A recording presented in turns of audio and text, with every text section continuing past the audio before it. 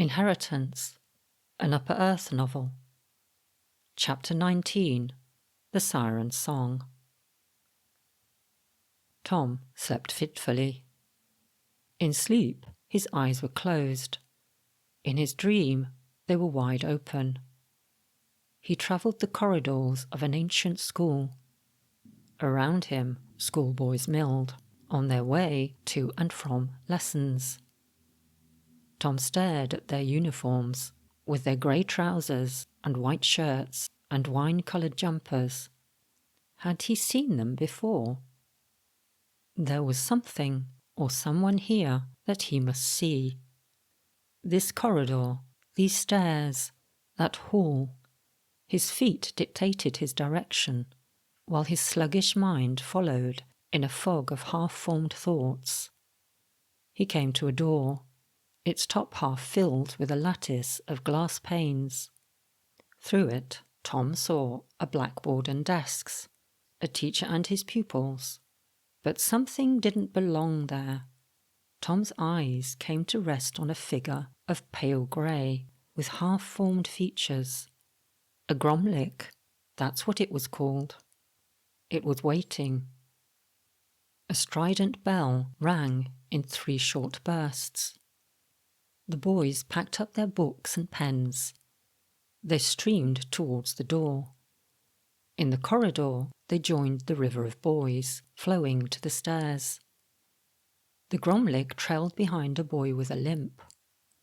A few years younger than Tom, the boy had neatly cut blonde hair and a freckled nose. He couldn't walk at the speed of his classmates. When they raced ahead, he dragged his foot. "We'll save you a seat, Ben," one of them called out before he was lost from view.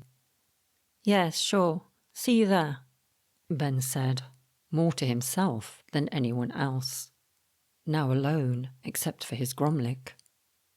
All afternoon Tom followed him, and all the time the gromlich stood at Ben's shoulder.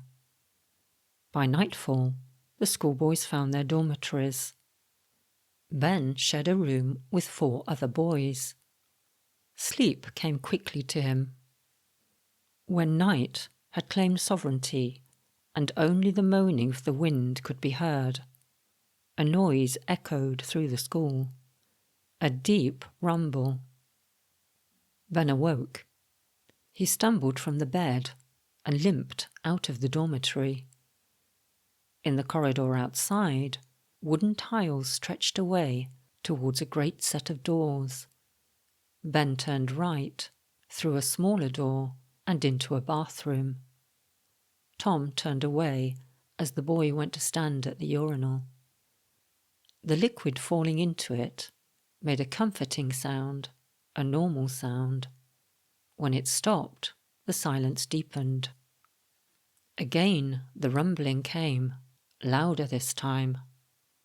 Tom turned back to see Ben cock his head, listening. "Don't listen to it," Tom said, not knowing whether the boy could hear him. When Ben abandoned the safety of the bathroom, he didn't turn left. Left would have led him back to the dormitory, to the others. Ben turned right, towards the doors at the end of the wooden corridor. "Don't go there. Go back to bed." But no matter how hard Tom shouted, the boy made no sign of having heard him. Tom stood in front of Ben, hoping to block him. But Tom's dream body had no substance. Ben walked right through it. Outside the great doors, Ben stopped. A scratching, heaving noise came from beyond. The sound of something large and heavy moving across the floor. "Don't open the door," Tom said. Ben didn't hear him. "Don't!" Tom tried to catch the boy's hand as it reached for the door handle, but Tom's hand made no impression on him. Through the open door Ben walked, and his gromlich plodded behind. In the shadows of the great hall, something hid. Through the lead-paned windows, fractured moonlight reflected on a reptilian head with leathery scales and narrow, cunning eyes. Its head whipped forwards. It moved with speed. The boy didn't even have time to scream. Only a sharp intake of breath betrayed his surprise, a sound so small it seemed inadequate. Tom watched in horror as the boy disappeared into the creature's maw. Its eyes glowed as it half scrambled, half slithered away. Tom's eyes blinked open. He recognized the simple white walls of the room where Marsilius had led him the night before. It was a small room with only a bed, a desk, and a chair. A student room, Marsilius had told him, didn't need to be well decorated. Students of sorcery needed to concentrate on their studies without distraction. There were 6 rooms, all exactly the same, for hopeful apprentice sorcerers. Tom suspected that Marsilius couldn't have much success in recruiting students, because yesterday the rooms had all been empty. Now they housed Tom, Ethan, Paul, and the girl.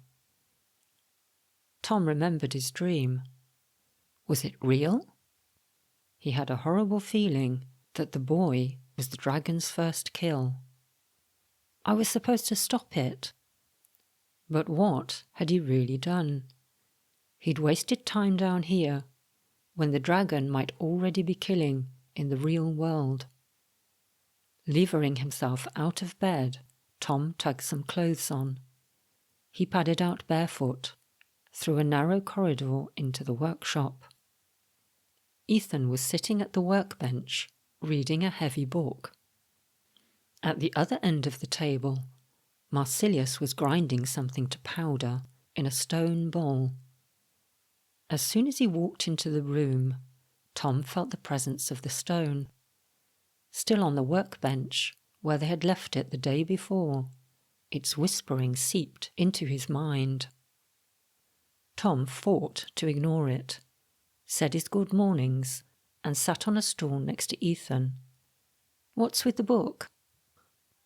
"I'm reading about the League of 10, Ethan said, without lifting his head. "Who?" Tom asked. Ethan looked up.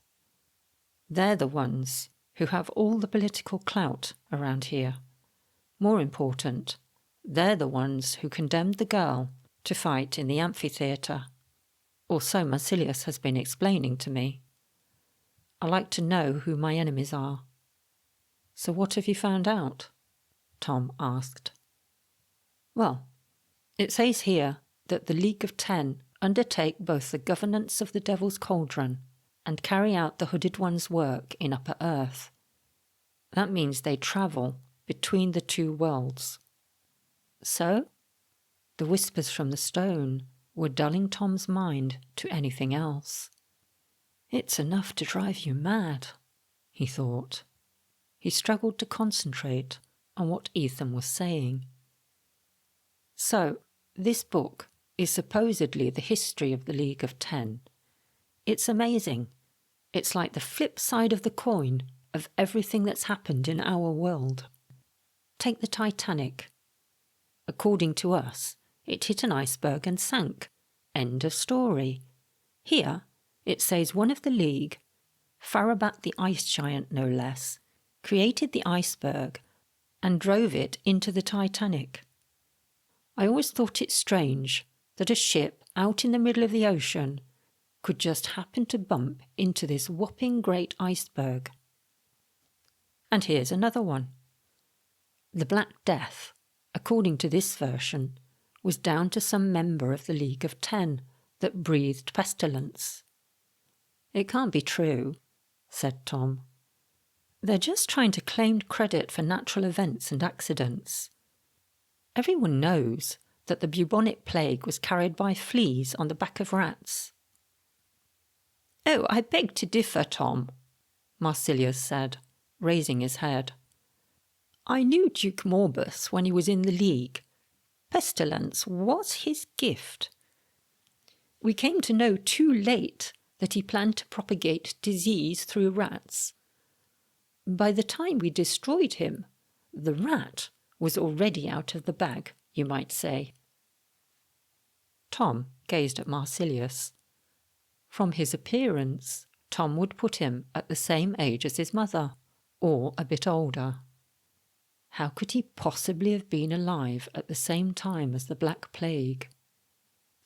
Since the Age of Enlightenment, Upper Earth has come to depend so much on science and logic that you now refuse to see anything that is outside of scientific explanation. It seems that when religion lost its power in the West, so your belief in the obverse of religion was also lost. Obverse? Ethan said. Opposite might be a word you were more accustomed to. Marsilius spooned out the contents of the bowl into a small pot. When there is light, there is always darkness. Think how a bright lamp sheds a shadow. When science and logic undermined religion, so people stopped believing in magic and witches and monsters. The quokka hopped into the room, head down. Is she awake yet? Tom asked. The day before, when the girl had finally been freed, they brought her here. Marsilius had provided her with a strong sleeping draught. Augustus sighed and gave a small shake of his grey head. Not yet. Tom hoped she would wake soon. With her help, he should be able to obtain the ring from the stone. Maybe then the voices will stop tormenting me. I washed her clothes and put them next to the bed, Augustus said to Marsilius. Her friend's things too. Thought she might like to keep his whip and knife. That was very good of you, said Marsilius, packing away his tools. The girl will awaken when she is ready, once her body is sufficiently rested. He turned to Tom and Ethan. I must leave you for a short while. While I am gone, I suggest you take nourishment. You will need every ounce of strength for what lies ahead. He rose from the table, sending Augustus to prepare food. Ethan didn't move immediately, but continued reading. Tom waited. He needed to touch the stone again, but wanted to do so alone. Finally, Ethan got up, leaving his book half open on the table. You coming? He asked Tom. I'll be there in a minute. I'm not fully awake yet. When Ethan had left the room, Tom slid off his stool and walked around the table to where the stone lay. He laid one hand upon it. Under his palm, it felt cool and smooth to the touch. What am I doing? Wasting time staring at some stupid stone. I can't open its secrets. I can't do anything. Ethan and Paul were the heroes yesterday, not me. I'm just a weak link in the chain. Someone came through the door behind him. Tom turned. It was the girl. The quokka had said her name was Kath. Now, in a worn leather jacket and jeans, she looked like she meant business. I saw you yesterday, she said, when you and your friends brought me back from the amphitheatre. Who are you? Tom Brigweed. He knew that she had suffered at the amphitheatre the day before, and was likely grieving for her friend. Still, he couldn't prevent a cold tone from entering his voice. He didn't think he'd ever met anyone quite so arrogant. Well, Tom Brigweed, you may have helped me yesterday, but I want to know why. Nobody does something like that for nothing. There's got to be a reason. What do you want from me?" She hauled a stool over and sat legs astride it. Tom sat down too, wondering where to begin. Unconsciously, he fingered the stone. "Why is he hugging a stone like it's his teddy bear or something?" a voice said. It was a girl's voice, but Kath's lips hadn't moved. Tom looked around him in confusion. If not her, then who had spoken? "Why doesn't this idiot say something?" The voice sounded impatient. "I'm not an idiot," Tom snapped. "I didn't say you were," Kath said. "Just tell me what's going on. You and your friends have brought me here for a reason. Why, what am I to you?" Tom's cheeks burned under her gaze, and he struggled to find the words. "This is going to sound nuts, but we need your voice." "My voice?" She let out a cry. "Is everyone mental down here? There's nothing special about my voice." "For just 1 minute," Tom said. "Shut up and listen. Let me explain." Kath stopped talking. With her lips pressed together in a thin line, she folded her arms across her chest. "I'm not from down here," he said, standing up and walking away from her. "I'm from Warwick, and there's going to be some sort of attack by a dragon." Tom gave a half laugh. "A few weeks back, I wouldn't have even believed dragons existed, but now I've seen enough to know that anything's possible. We're both mixed up in this because of some curse." He turned to face her. "We were supposed to meet. You're supposed to help me. That's why we need you." "Your minute's up," Kath said. "Wait." Tom touched his hands to the stone. "This stone contains a ring. I don't know how, but with it, I should be strong enough to kill the dragon." "If he's supposed to be a dragon slayer, he's in trouble," a voice said. "The spineless wimp. I didn't see him jumping into the arena to save me." Tom looked up in shock. It was her. He was tapping into her thoughts. He recovered his composure and tried hard to ignore the voice in his head. "But I need your help," Tom continued. "I don't know how, but your singing should release the ring from the stone." "Oh, I get it." At a glance, Tom saw that this time it was Kath speaking. "There's some fairy tale legend that a girl will sing, and the stone will just open up, like, hey presto." She snapped her fingers for effect, a bitter look on her face. "You and this stone are why I was sent to the amphitheatre, why my friend died. Well, I've got news for you. It's all a big mistake. I'm not the girl you're looking for. I just happen to sing okay, that's all. There's nothing the least bit magical about me, and I don't want anything to do with this stone, or whatever ridiculous mission you think you're on." Tom stiffened. They'd done everything in their power to help this girl, and she was ready to just throw everything away and walk out the door. Doesn't she know that people could already be dying? The girl swiped the stone from under Tom's hand and walked around with it, testing the weight of it. "It's just a stone," she shouted, "and this whole story sounds like some corny adventure. There's just one problem. You're no hero, and I'm definitely no damsel in distress." "Put that down," Tom muttered through gritted teeth. "Oh, diddums, have we lost our favourite toy?" Kath sneered. "Maybe the best thing to do is destroy it. That way people might stop trying to kill me." She took a hammer from a shelf in the workshop and strode over to a vise. "Let's see what this can do." Tom jumped to his feet and was by her side in an instant. His hands closed over hers as he tried to wrench the stone from her grip. "Ow, you're hurting," she shouted. "Let go, or I'll swing for you, I swear." But he didn't let go.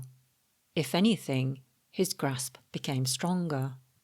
Something had taken hold of him, and his hands were drawn to the stone, trapping Kath's fingers beneath them. Energy seared through him, binding him to her. It must be the stone.